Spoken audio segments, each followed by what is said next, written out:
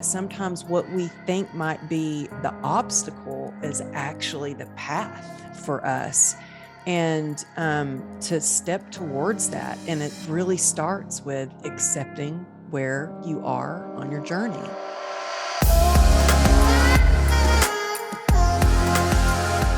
Amber Lee, thank you so much for coming on the show. You are such an inspiration for so many people. Your story resonates, and your story is truly a story of grit, true grit. And I want to get into it. So thanks for coming on.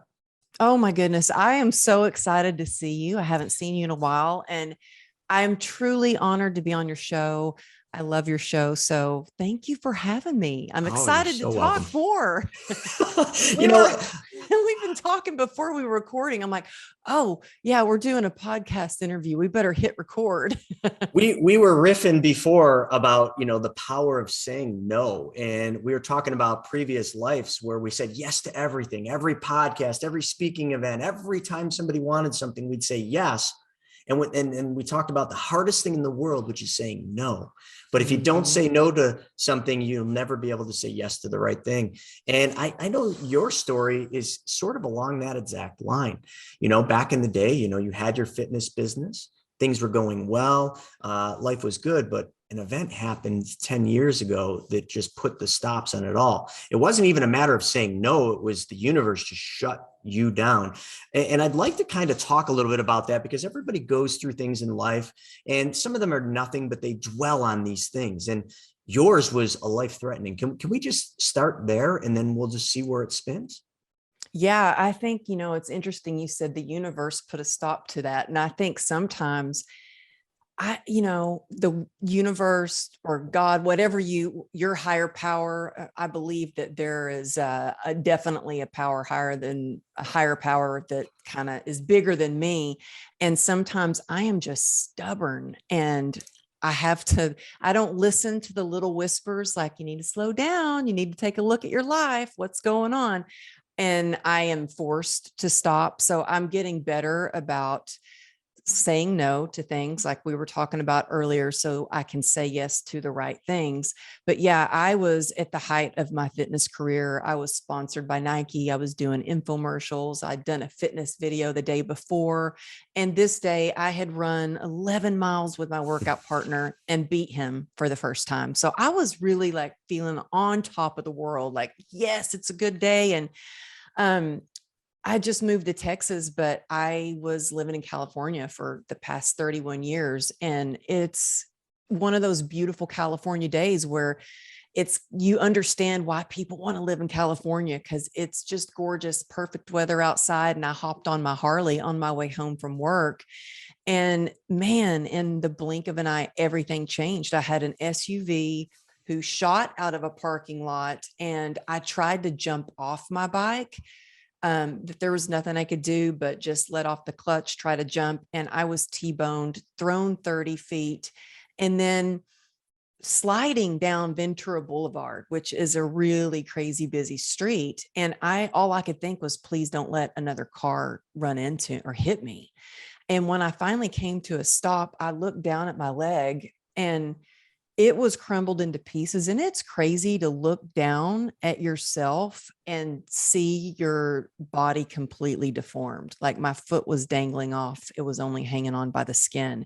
There was blood everywhere. I didn't know at the time my femoral artery was severed, but I really had a guardian angel out there, because this guy came over immediately. I don't know who he is to this day, made a tourniquet on my leg. He saved my life, because I could have bled out right there. And everything, I believe in divine timing, because paramedics happened to be at the Coffee Bean down the street. So they were running down the road before 911 was even called. But I was screaming, call 911, some cuss words that, and my first thought was, oh, my Methodist mother wouldn't be too proud about these cuss words. And then I thought, wow, this can't be good. I might have to train clients on crutches for a while. Like my first thought was, okay, well, what can I do? What am I going to do about this? And I realized later on that that's kind of my default, is to think, okay, well, what's next? What can I do? And I was rushed to the hospital. I had no idea how this would just change my life so dramatically. I had no idea that I was dying. I mean, I was in severe pain, but it wasn't until I got to the hospital and I saw how chaotic everything was and heard this wailing, like crying and screaming. And I thought, what is that? And it was my husband. Now, my husband is this big, strong guy. He was a lieutenant commander with a highway patrol. I'd never seen him cry.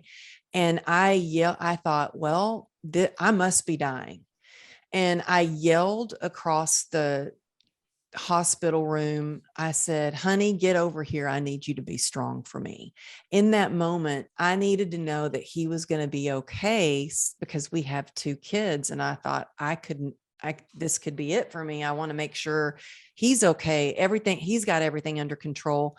And that's the last thing I remember before, he held my hand. And the last thing I remember before they put me in induced coma. And when I woke up from a coma is when I learned, they said, you've got a 1% chance of saving your leg. We're sorry, we're going to have to amputate it. There's nothing we can do. And Chris, in that moment, all I heard was, you have a 1% chance. And that was hope. And I thought, okay, well, then there's still a chance. Well, I'm willing to take that chance. We got to find a doctor who's willing to take that chance with me. And I swear it took an act of God to get me transferred to another hospital, pulling a lot of strings, a lot of favors, got transferred. And 34 surgeries later, months in the hospital, they were able to piece by piece put my leg back together and save my leg.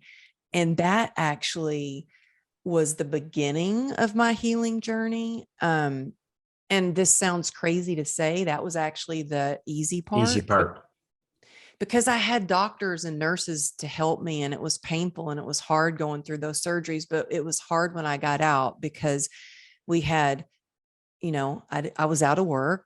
I was told I'd be bedridden. I mean, I went from being this athlete to having bed sores and losing about 20 pounds of muscle and looking like I'd been through a war. I had been through like a sort of war. I had $2.9 million worth of medical expenses. I didn't know when I was going to be able to go back to work or if I would be able to go back to work.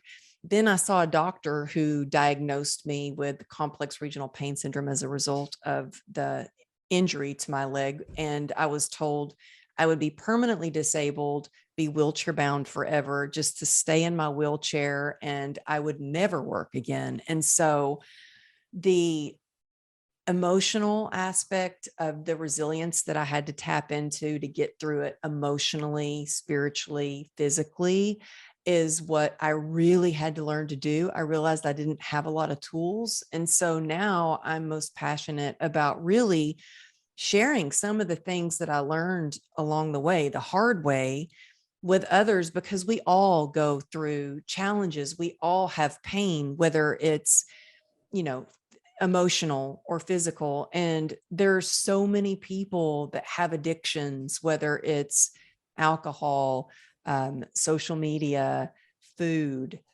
sugar.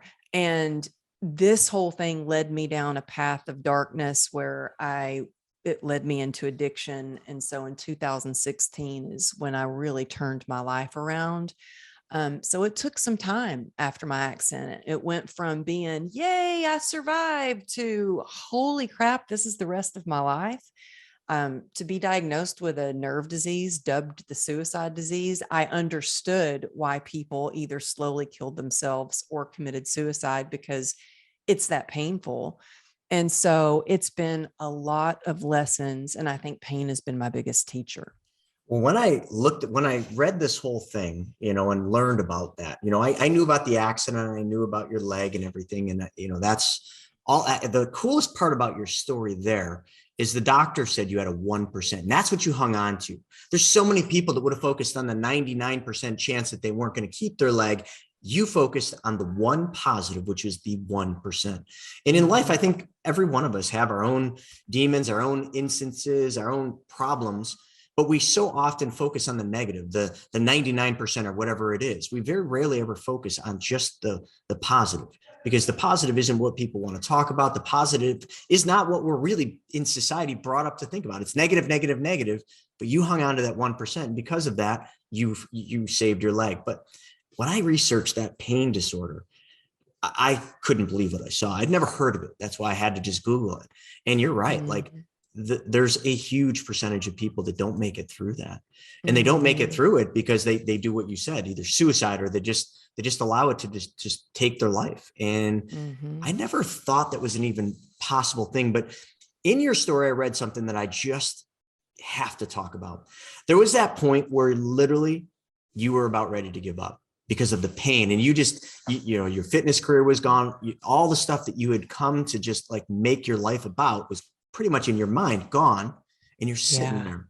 But then all of a sudden you remember something that your grandfather said to you. I don't know how often you talk about this, but I have to bring it up. He said, you have a shovel in your hand. You can either lean on it and pray for a hole, or you can start digging. And you made a decision right then and there because you remembered one thing your grandfather said. And that's so true with life. I mean, how often do we sit there and we want to do something? We have and we the wish tools. for it. We try to manifest, but you got to do the work. You have to do the work. And I got emotional when you brought that up because I'm like, my grandfather just was the greatest man in my life. And yeah, we have to work for it. And it's so much about our mindset. It is so much about, I mean, look, people think, oh gosh, you're so positive. And I'm like, I'm actually not that positive. I have to work on it. I have to work on it every single day. And I would agree. I don't mean to cut you off, but like I've known you for years now, and I've never not seen you with the biggest smile. I've never not seen you with just the ultimate, just looking like, you know, just so beautiful, all done up. I've never, ever even in my mind thought that there could be a negative even piece of you. Oh, thank you, man. I've got that inner critic that, boy, it comes out and I feel like I keep it in a cage. Good. Just And keep it in the cage. Don't ever let that out.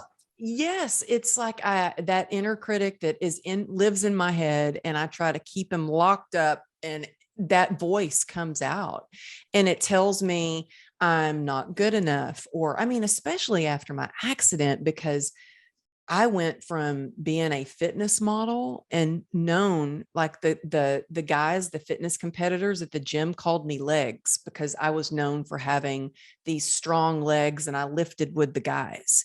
And to go from that to being completely deformed and scarred from the hip down, I hated myself. I hated the way I looked. I was being a victim. I was starting to spiral down into that despair and depression. And there was a point where I was like, I just can't do this anymore. And just like I had that 1% chance and I focused on that, that was my glimmer of hope. I feel like we all have this light inside of us, whether you want to call it passion or life or light. I like to call it a light. And I still had that little bitty flicker of light left. And I thought, you know what? I thought about my kids and I thought, I want them to have a mom as an example of resilience and the victor of their life, not the victim. And it's up to me, like my grandfather said, I can pray for it and I can pray for that hole, or I can just start digging and create something. And I thought, you know, I was in a place where I had tried everything for this nerve condition. I had had ketamine infusions, Eastern Western medicine, spinal blocks, spinal stimulator, spinal radio frequency, which the side effect of that is you can become paralyzed. And I was like, okay, if it'll get me out of pain, I'm willing to take that chance. And I even went to the doctor and was like, you know what? I appreciate you doing all these surgeries and saving my leg, but we need to go ahead and cut it off because I can't deal with the pain. I just need to go on with my life. Go ahead and cut it off. And he changed my life. So he not only saved my leg, Dr. Don Wiss, I love this man. He's in my book and I'm actually in his book, I have to say, because I was one of the most complicated surgeries that he ever did. One of my surgeries was 12 and a half hours, one surgery out of the 34. And we've all seen those photos of those surgeons, like after a long surgery like that, where you could just see that they just went through war. And it sounds a lot like the surgeon. Yeah, but you know, he didn't give up on me because he knew how hard I was working to keep my leg. But But he did something that changed everything. When I went to ask him to cut my leg off, he sat in front of me. And usually, doctors will put your leg or whatever up on a table. He sat in front of me and he put my leg in his lap. And my first thought was, oh my gosh, he is putting my ugly, disgusting leg on his nice white coat. And he looked at it like it was a masterpiece. Like, wow, he saved it. Look at what he saved. And something shifted in me where I thought, wow, if he can look at it that way, maybe I can too. And I realized there is such power in the way that we think and our thoughts. It all starts in our mindset. And it was every single day I just started to look at my leg differently, to think about it differently, to think about my leg like I loved it, even though I didn't in the beginning, to think about myself like I loved myself, even though I didn't in the beginning, to talk to myself like I loved myself. And little by little, I started to appreciate my leg and have gratitude for all the things that I could do instead of the things that I couldn't. And I started intentionally focusing on the positive. And that daily practice, when I said I'm not like a positive person and I work on it, it's because every day I wake up at 5 o'clock in the morning. So I have time to myself before the family wakes up, before I check my phone or work or anything. So I can do a practice of gratitude, setting my intention, thinking about what's important. I get on my knees and pray. When I say I have a gratitude practice, it's not always perfect, but I have a group of girls. There's 4 of us. We text each other every single day, 10 things we're grateful for. And when you can think about what you're grateful for, it's one thing. When you can write it down, it's another thing. Because there are days when it's hard, when you're in the midst of struggle and you're like, I don't know what I can be grateful for, but there's always something to be grateful for. And look, if I can be sitting in a hospital bed with metal rods going down my leg and still find something to be grateful for that shifts my perspective, you can find something to be grateful for no matter what you're going through. And, you'd mentioned earlier, universe or God, and all of us have to find what we believe in. I believe in God every morning. I get down on my knees and I give gratitude for the day. I just thank God for today. That's sometimes all I say, and right then and there you shifted and you realize that the one thing that you had been beating yourself up over, saying, oh my God, this is so awful, so terrible, because you were envisioning the old you. Now, this is the new you. And this thing, your leg, just became one of the greatest gifts.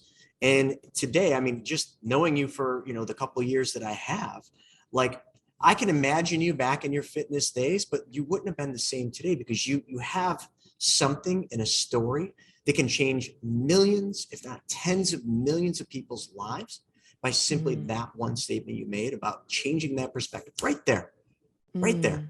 And, when we're out there and we're feeling bad for ourselves and we're looking at all the things that are going wrong, I just lost all this money, or the market just took everything, or my partner just screwed me and took all my money. And we get in this negative mindset thinking of all that. That might've been the greatest thing that ever happened. God might've actually put that one thing in your life because he knew that that was the test, and not just the test, but the one thing that will allow you to do things no one else can do. Sometimes the negative is the positive. We just need to see it the other way. And I just love how that doctor helped you see that. In your book, True Grit, but I love your book title. It's not just True Grit. Like, that could have been the name of your book, but you said True Grit and Grace. Where did the grace come from? Well, it was by the grace of God and the grace that I have learned to give myself and to others, because I was so hard on myself. And I there's not a lot of things I can say I'm really good at, but I can say I'm really good at grit. Like, man, I can work hard. I can keep going, and I am really good at the grit. And I had to learn the grace because I wasn't patient.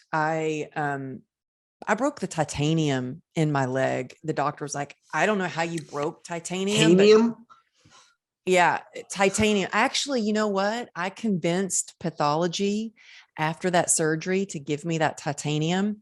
And I went to a jeweler. I wanted to make a couple of bracelets for my daughters. And they said, sorry, we can't bend this titanium. We can't make jewelry out of it. And so Dr. Wiss was like, why don't you make a wind chime out of it? And so I have a wind chime made in the backyard with all the broken pieces of titanium from my leg to remind me of how far I've come. So when there's a nice breeze, I'm like, yes, I'm grateful. I got through that surgery. I have a metal rod there in place of all the plates now. So it's solid. But But the how did grace, you break it? Like, how does that well, happen? oh, it was crazy, Chris. It was so crazy. So you know how I think I broke it was my grandfather passed away, and I was, I'd only been out of the hospital a few months, and I was on crutches, and my daughter was 2 years old at the time, and she was running through the airport, and I was traveling by myself, and I threw my crutches down and ran after my daughter. She was about to run on some other plane, like try to get through on another plane. So I threw and I walked on my leg. And after that, my leg started hurting really bad. And I got to where I couldn't take a step on it. And every step I would take, it would bow out. So I go to Dr. Wiss and I said, I think we got a problem. He goes, what's going on? I took my heel and I took my knee and I bent my leg. So where it's not supposed to bend, I could bend my leg. He said, he stopped and he goes, oh, this isn't good. Let's do an x-ray. And he said, oh yeah, you broke titanium. And my husband's like, how the hell do you break titanium? And he said, well, think of it like a big oak tree with a limb, and the wind comes and it wiggles that limb over and over and over. And over time, it gets weak and then it breaks. And so that titanium was meant to be there to hold my leg up until the bone could grow back and hold my leg up. And it took 2 years for the bone, the non-union, to grow back. So the titanium eventually, after so much pressure on it, it just gave way. Wow. And he could have easily said, that's it. Yeah, there's nothing we can do. We can amputate. But he worked so hard to help me save it. But the grace that I've learned along the way is, I had to really get in acceptance for where I was on my journey. And I think that acceptance is the beginning of any transformation. It's the beginning of any part of recovery. It's really having that awareness of where you are. Because I was in denial. I was like, no, I'm going to get back to my fitness profession and I don't have CRPS and I'm fine. And it's like, no, it took me ending up in the hospital room several times from trying to push and push and push through pain. And I had to learn to really accept all the scars, accept my leg, forgive myself, for being, I was so hard on myself. And once you're in acceptance, it's just freedom, because then you can make these better decisions and better choices and take action steps for the right direction. And I remember when I started to finally show my scars on social media and stuff, after I'd done a lot of healing and a lot of journaling and work on myself. And I think it's important to share from a scar and not an open wound, no matter what kind of, trauma or challenge you've gone through. And I had really gotten to a place where I was comfortable in my own skin with my scars. It's like, yep, it looks like a shark attack. And I showed my scars and I had no idea the amount of people that would send me a DM on Instagram and say, you've completely changed the way I look at my scars. I'm a breast cancer survivor, and now I'm in total acceptance of how the way I look. So thank you for doing that. Another person would be like, thank you for sharing your journey, because I have CRPS and I thought that my life was basically over, but now I'm going back to school. She said, I see that you reinvented yourself and now I feel like I can do the same. I had another person reach out and say, wow, how did you get through all of those medical expenses and build your career? And so I've been able to help people with the grit, with the resilience, but also to give themselves some grace and start to love themselves again. And I really show that sometimes what we think might be the obstacle is actually the path for us. and to step towards that. And it really starts with accepting where you are on your journey. Like, what is it that Amber Lee's doing now and in the future? Just your keynote speaking all over. You've got your book. You've got all sorts of things you're doing through coaching. What Oh, drives you every day? Oh, you know what? I love it. And so at first I really, started speaking about overcoming, um, addiction and getting through pain in healthy ways. And, being in the health and wellness industry for 26 years in coaching, I talked a lot about that. Then I had so many people asking me, well, how did you learn to write a book? And I didn't even own a computer 5 years ago. And so to be doing podcasts and have a book and all these things, like there was definitely, I had a big why, and it was to reach people and give them hope and inspiration. But now I have to say the thing that I'm most excited about is I get DMs from people all the time. They're like, how did you start to write your book? How did you get on stages? How did you start your podcast? And I was DMing them one-on-one. I was doing, let me send you a voice memo of what to do. And then I thought, you know what? I love masterminds. I've always invested in masterminds. I'm going to put together a mastermind for women who have this mess, maybe that they want to turn into a message, build their influence, build their brand, and really get out there and use their voice. Because I think we need more women out there that are podcasters, that are speaking on panels, that are doing keynotes. And so I think that's the thing that lights me up the most. I mean, at 6 o'clock this morning, I was putting together a presentation for my mastermind tomorrow on speaking, like how to the art of speaking and how to storytell. And so that's what lights me up when I can, and it just makes me so happy when I see women from my previous mastermind and their podcast is rising up on the charts, or they message me and they're like, I just booked the speaking gig. And I'm like, yes, so that's what lights me up. But I think in general, it's really to help people live a purposeful life, to live the life of their dreams, to live a healthy life, that they don't have to, they really have to be their own advocate, but they don't have to live in this little box. They can do whatever they want to do. I mean, I didn't write my book until I was 46 years old. I didn't write my first book. I didn't do my first big TED talk until I was 48. I didn't start my podcast until I was 49. And so I like to show people that you're never too old, you're never too late, you're never too dumb. Cause I thought, oh my gosh, I don't even have a laptop. I don't have a computer. How am I going to do all this? If you have a strong enough why, you can get through anyhow. If I can figure it out, I'm telling you, anybody can figure it out, because technology was a challenge for me. And I'm like, okay, I'm just going to figure it out. Now, who would have thought that I would have two different mics on my desk, some gadget called Stream Deck for doing virtual presentations, ring lights. It's crazy. My husband comes in and he's like, who are you?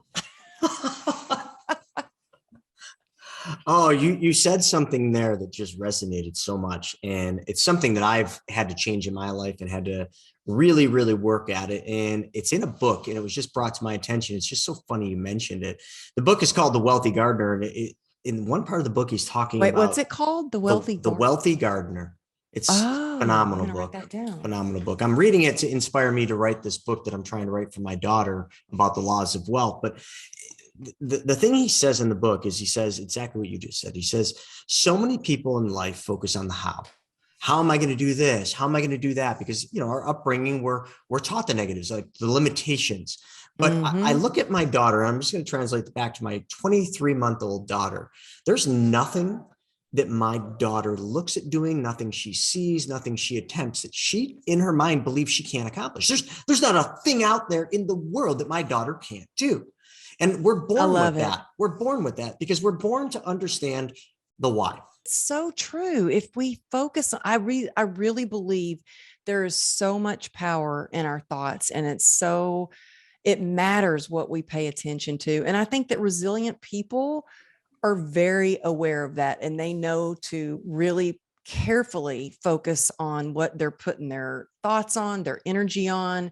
And so I love that. And when I was learning to walk again, I wasn't focused on, okay, how am I going to do this? I was just like, no, I am going to walk again because I am going to chase after my daughter again. And it was focusing on, That okay, was well, your what? yeah, it's so important to have that why. And it's so fun. I'm so glad you're saying that, because I was just writing out a post for today earlier. And I was thinking of, well, how did I get people ask me all the time, how did you get your podcast ranked top 1% globally on Apple? And I'm like, let me write this out. My first thing I wrote was intent. Like, what are my intentions behind it? That's what I thought of. My intentions, my why. Why was I going to do it? And my why is all I focused on.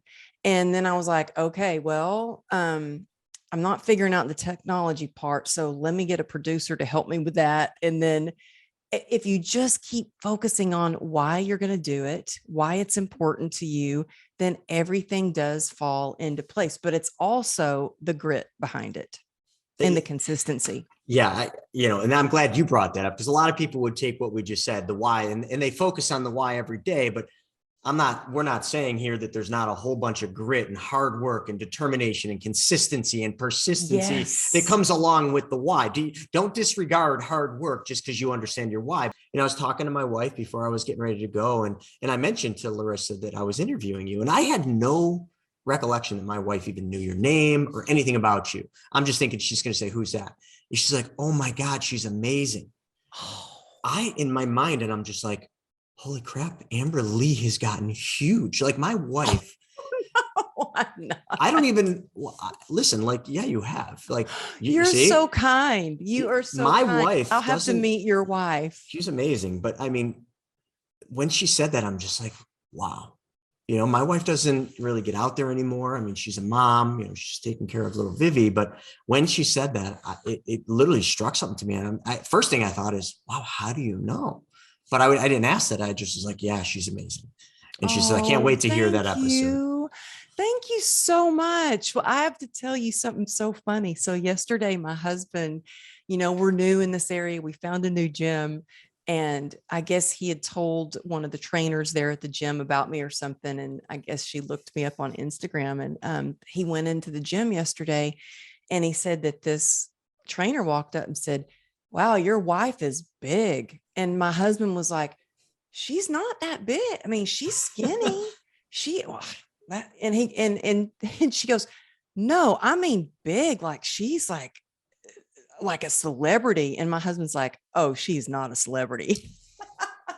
It's so funny because I'll never forget, Chris, I just have to tell you, I was doing this one speaking event, and I haven't had a lot of people that have believed in my vision or understood what I was trying to do. But I believed in my vision, and I had that why I wanted to do it. And my husband's been supportive, like, okay, what are you doing now?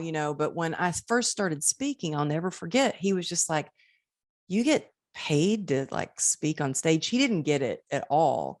I was just like, I'm so happy they're asking me at their event. And he really started taking it seriously when I was at this event called Powerful You. And I think this one was in Salt Lake City, and they had security guards, like these big dudes with shirts that said security. And they're like, okay, you can escort Amberly to stage 2. And I was still kind of like, huh, what's going on? They're escorting me. And my husband, the look on his face was like, what? He's like, no, I am her bodyguard. Like she doesn't need security, but that's when he started taking it seriously. But it's just so funny because I don't think of myself as big or huge or slip or any of that. And it's surprising to me. And I just kind of giggle and chuckle when I hear people say that. But I hope I get to meet your wife one of these days. And I hope that we get to do an event together again. Well, let's just make it happen. We don't have to hope. The word hope is a powerful word, but behind hope Let's just just comes make just it do happen. it, you know, Let's like just just make it do it. happen. Yeah. We're always doing events. So absolutely that will happen. There's no hope behind it. And what we'll just have to make happen as well is that my wife will have to be there and my little girl will have to be there because she has to meet you. Because I don't ever want her to get to a point in her life where she starts focusing on the how.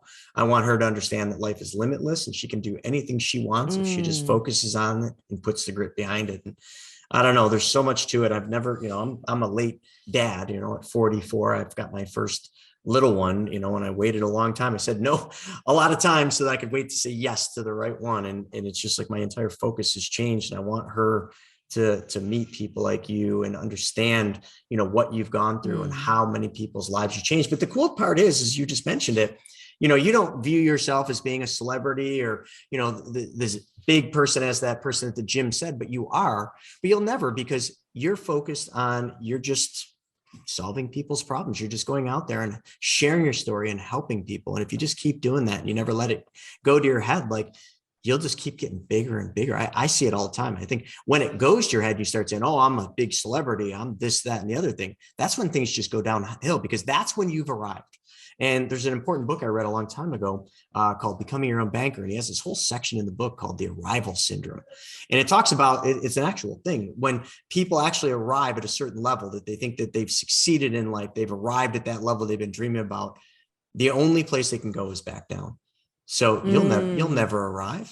So therefore, you'll never think you're big. You'll never think you're a celebrity. I mean, you might deep down be like, wow, am I really there? You know, with security guards escorting you, but it's because you're focused on a higher. Oh, it's so funny, but thing. I have never thought like, oh, you know, I'm all that. I have actually been at an event going, oh my gosh, I cannot believe I am sharing the stage with Chris. Oh my God. Yeah, I can't believe I'm sharing the stage with certain people. And I just get like excited. But I always want to learn and grow. I'm like a self-development junkie. And, you know, what I tell people, even on my team, is like, call me out on stuff. If you see I'm doing something, I want to learn, I want to grow. So let me know, you know, but I like how you say, yeah, I don't ever feel like I will have arrived. I feel like, you know, the key to life is just to keep learning and growing. And isn't being a parent the best thing in the world? It's amazing. It's changed everything. I mean, there's not a day that goes by that everything I'm doing isn't just for a sole purpose now. Now, back when I was a pro snowboarder or any of my other business ventures, you know, you had those goals, but they were never as powerful as this one. And, you know, I just hold myself accountable probably too much for this one goal. I know she's only 23 months, but I'm just like, okay, I got to make sure she knows this and meets this person and make sure she's not afraid to go up on a stage and be, you know, somebody that's an inspiration like you are, Amberly. And it's just like all these things just come into it. It's just the most powerful thing I've ever witnessed or been part of in my life. And it's something that everybody is part of, you know, like a lot of people have children. Until you are the father, you'll never understand it. And or the mother, being a mother is the hardest job on earth. I mean, my wife's always like, you have no idea what kind of a day I had. And I said, honey, you're absolutely right. Doesn't matter what I went through during the day. Your mom, you got the hardest job ever. Yeah. Yeah. And then it's really, tough sometimes when your roles reverse. And, you know, I've always been an entrepreneur, but now I'm the full-time, you know, breadwinner here at home. And my husband is the one taking my daughter to lessons a lot of times, or he picks her up from school. I take her to school. Like I always take her to school. That's my value, like my time with her. And we do have family time and we do have a lot of fun, but she will try to guilt me into like, well, you're always working, or you never, you know, it's the always and the never words that you never spend time with me or whatever, you know. But I think it's good for, you know, our children to see us build our dreams and build our businesses. And it was hard when I stayed home for a while, and I was taking time off of work, being a mom. full time is tough. Like I was ready to go back and have that little bit of, little bit of work, a little bit of mom, combining it, Oh, because it is tough. I see it. I come home days, and I open the door, I come in, little Vivi comes run over, gives me a hug. I walk into the kitchen where Larissa is, and I look at her and I'm like, did you just go through a war? I Yeah. never say that because I no, but like, man, it's You hard. have your So hands full. You to have your all the hands moms full. from a man to all the moms out there, some men realize being a mom is the hardest job on earth. And I am now realizing that. So kudos to every mom watching this right now. Your job is a tough one. And thank you for doing it. Oh, I love that. Yeah, it is. It is. And, but you know what? I think my kids, people ask me, well, who's your biggest inspiration? Is it Tony Robbins? Is it Oprah? I'm like, it's actually my kids. I That's learned awesome. so much from them. I learned so much from my kids. I learn they're so aware. They're like, they listen to their guts. And I want to make sure they always listen to their inner voice and their gut. For me, I kind of shut that down through some things I went through as a kid. And I've learned to listen to my gut more, but I just want them to know that they can do anything that they set their mind out to, that there are no limitations. I love it. I love it. So I've so loved this conversation, but I got one final question. What do you say to people that you work with that they say they just can't continue? They literally think they've reached the end. Like, what do you say to somebody that gets to that point where they literally don't think there's any future? What, they don't think there's a A future future where for. anything, like, people have just got to that point, like where you were, where they just say, I just can't continue. I think sometimes people just really need to be, I think we all need to be seen and heard and understood. And when I was in a place like that, and I had really started to shut people out and gotten in a place where I was kind of in isolation and I was living in the bottle, like I went downhill quick. And I had that mindset of, how did a good girl like me end up like this? I got nothing, nobody. Um, I think it's important to ask for help. That's the first thing so it takes so much courage to actually say, I give up. Like, I don't know how I'm going to go further. The only thing that has ever changed that for me is having somebody kind of hear me, hug me, hold my hand, be there for me. Not that I know how to solve all their problems, but just that they know that I'm there, um, to hold their hand through it, I think is important. And depending on what it is, I mean, I had one guy reach out to me and he said that he was about to commit suicide, but he heard my voice saying, keep going, don't give up, keep going. And I was like, wow, he heard my voice through some Instagram quick video that I did. Another lady was really struggling. She's a successful entrepreneur, huge business, but was going through a hard time and she was really struggling. And she opened up Instagram and there was a post that was like, there's power in the pause. It's okay to slow down. And then had like a Bible verse in there. And she reached out to me and we ended up getting on the phone. Now we're like best friends. She lives in Dallas. And so we get together every Sunday and we can help each other out.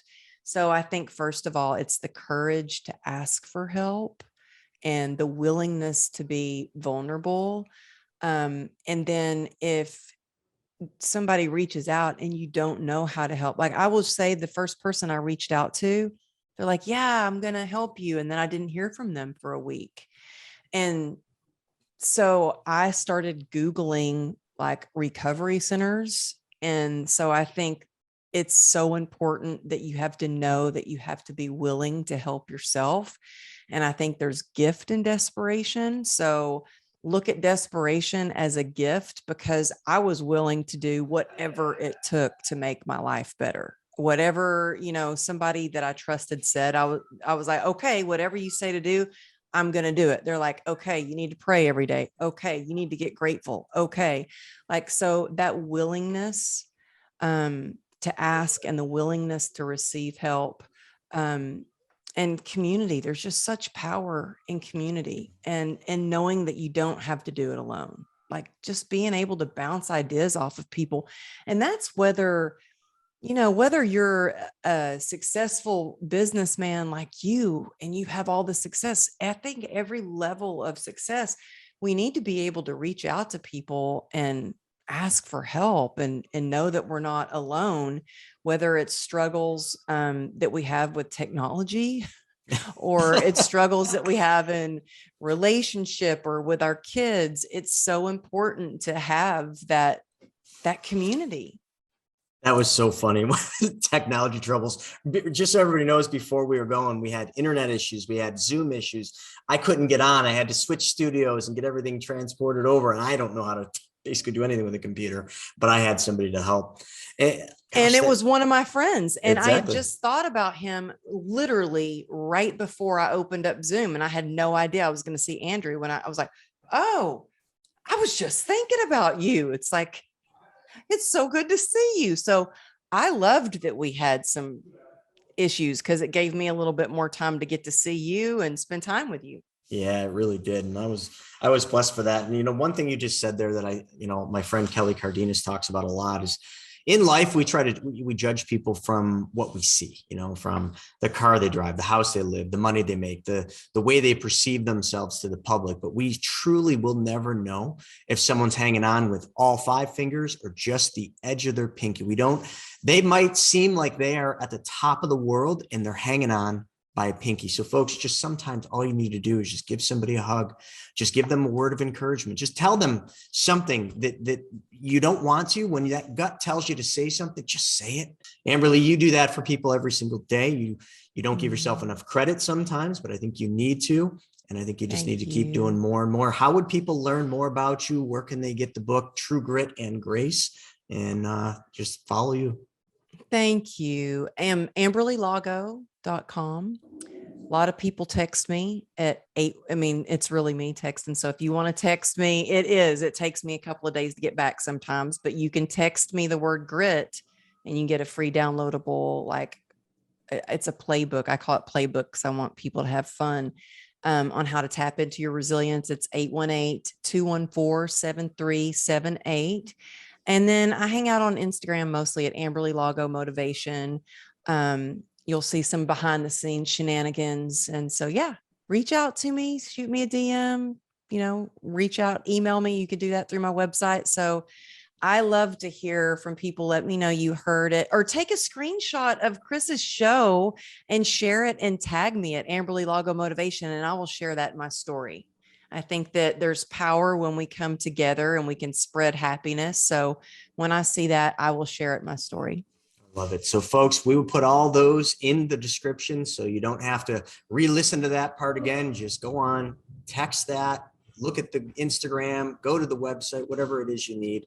Amberly, you're such an inspiration. Thank you so much for coming on the show. And I'm going to have Gabby work on our next event because that's what it takes. It just takes taking action, getting it done, and then we'll change people's lives. Thank you for coming on. Thank you. All right, so I hope you guys enjoyed that episode. We're putting up tons of them, but I think if you like this one, you'll probably like that video as well. The ones that are surviving cannot take on more market share.